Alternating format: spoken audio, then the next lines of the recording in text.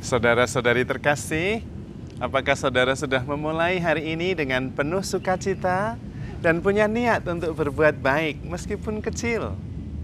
Semoga Tuhan memberkati niat baik saudara. Kita tentu sudah lama beriman. Kita tentu sudah lama beribadah, berdoa, pelayanan dan sebagainya. Pertanyaannya adalah, apakah kita makin dekat dengan Tuhan? Apakah hati kita makin satu, makin dekat dengan Tuhan?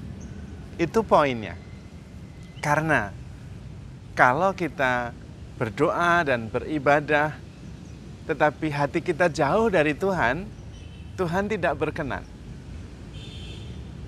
Di dalam sebuah kisah Injil, kita mendengar bahwa ahli-ahli Taurat, orang Farisi mempertanyakan kuasa Yesus. Dan kemudian Yesus mengutip salah satu nabi besar dan mengatakan kepada mereka, sungguh benar apa yang dikatakan nabi, bangsa ini memuji aku dengan hatinya, tetapi hatinya jauh daripadaku. Itu berarti bahwa apapun yang kita lakukan, terutama dalam hal hidup rohani, tujuan satu-satunya adalah hati kita makin dekat dengan Tuhan. Apakah Anda merayakan Ekaristi? Apakah Anda berdoa novena? Apakah Anda melayani? Pertanyaannya tetap sama. Dengan berdoa, dengan merayakan Ekaristi, dengan melayani itu, apakah hati Anda makin dekat dengan Tuhan? Itu yang berkenan kepada Allah. Karena memang yang mengalir dari hati, itulah yang sungguh-sungguh otentik, asli, benar. Kalau ada kesesuaian dari hati, maka yang mengalir adalah buah-buah yang memang sungguh-sungguh berasal dari dalam. Kalau tidak sesuai antara proses batin dan apa yang terungkap di luar, maka itu yang disebut dengan kemunafikan. Dan Tuhan mengkritik orang-orang munafik. Maka penting sekali selalu menanyakan hal ini. Seluruh proses batin kita, apakah sungguh-sungguh makin dekat dengan Tuhan melalui doa, melalui pelayanan, melalui kebaikan hati yang kita buat, atau yang kita lakukan sekedar motivasi yang dari luar. Entah supaya dilihat orang, entah supaya dipuji, entah ya memang harus begitu kewajibannya. Dan di sini proses batin tidak diolah. Maka penting sekali dalam hidup rohani, fokus kita adalah fokus proses yang ada di dalam, yaitu proses batin. Hati kita itu seperti benih yang kemudian menghasilkan pohon dan pohon itu menghasilkan buah. Kalau hati kita baik, maka akan menghasilkan buah-buah kebaikan. Kalau hati kita tidak baik, yang kita hasilkan juga bukan yang baik. Kita tidak bisa memetik buah ara dari semak duri. Itu kata firman Tuhan. Maka kita perlu fokus pada proses batin. Ketika kita melayani, bagaimana proses batin kita? Ketika kita melayani dan bertemu orang yang menjengkelkan, proses batin yang penting. Karena di situ kemudian muncul kedewasaan.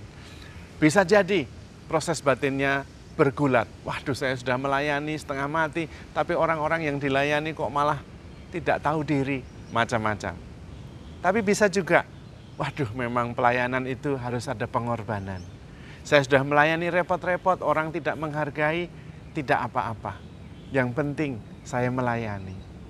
Karena Tuhan begitu mencintai saya, dan pelayanan saya adalah ungkapan cinta saya kepada Tuhan. Tidak masalah reaksi orang bagaimana. Itu adalah proses batin. Maka penting menggarisbawahi apa yang terjadi di dalam. Seluruh tindakan kita mestinya buah dari proses batin yang makin dekat dengan Tuhan. Sehingga ada kesesuaian antara apa yang terjadi di dalam dan yang mengalir keluar. Kita bisa mengenali seseorang itu baik atau tidak baik karena sebetulnya kita mengenali proses batinnya. Orang tidak bisa menyembunyikan apa yang ada di hatinya. Karena itu terungkap dari kata-kata, terungkap dari tindakan, terungkap dari pilihan-pilihan.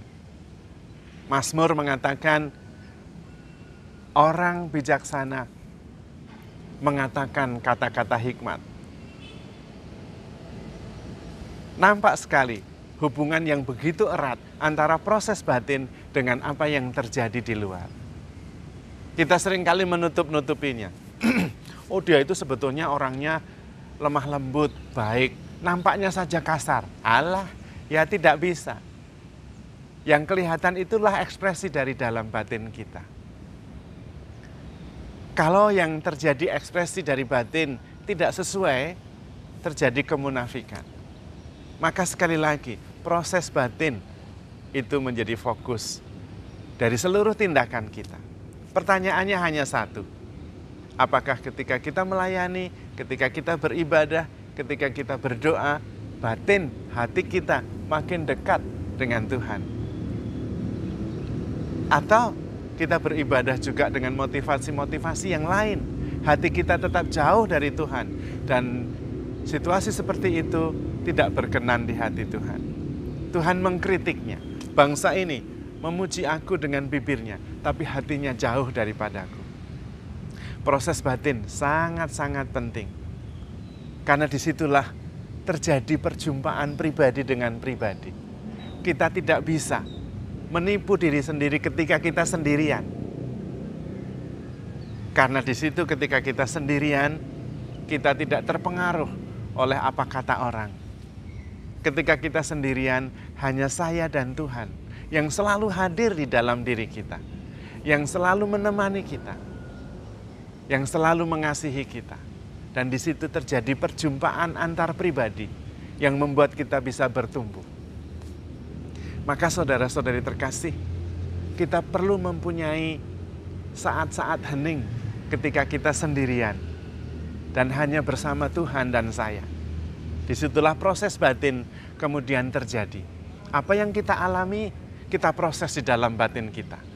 Sehingga batin yang makin dekat, hati yang makin dekat dengan Tuhan, akhirnya nampak juga dalam ungkapan yang nyata dalam hidup kita sehari-hari.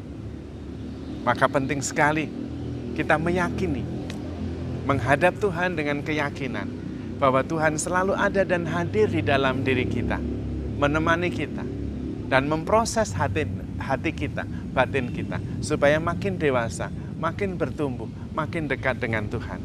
Harapannya itu kemudian mengalir dalam kata-kata, dalam tindakan, dalam pelayanan. Kita mengenali seseorang, isi hatinya dari apa yang terungkap.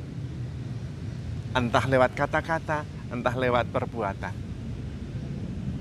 Lebih bagus lagi kalau kita tanpa banyak kata, kita bisa mengungkapkan proses batin kita melalui tindakan yang baik, menghasilkan buah-buah kebaikan, cinta kasih, sukacita, damai sejahtera. Disitulah kemudian orang mengenal diri kita. Kita menjadi saksi Kristus yang kita temui di dalam diri kita. Fokus pada perjumpaan dengan Tuhan yang di dalam hati. Kalau kita bisa berjumpa dengan Tuhan yang selalu bersemayam di hati kita, maka kita juga bisa menemukan Tuhan yang ada di luar sana, ada di mana-mana. Kita bertemu Tuhan di dalam diri sesama kita, di dalam alam ciptaan, dan di dalam sekitar kita. Karena perjumpaan dengan Tuhan yang terjadi di dalam batin, kemudian membuat kita bisa melihat lebih jelas bahwa Tuhan juga hadir di mana-mana. Karena Tuhan ever present, selalu hadir di mana-mana. Tapi terutama Tuhan hadir di hati kita, menemani kita, sangat mengasihi kita. Maka saudara-saudari terkasih, handle yourself with care because you are loved. Tuhan memberkati.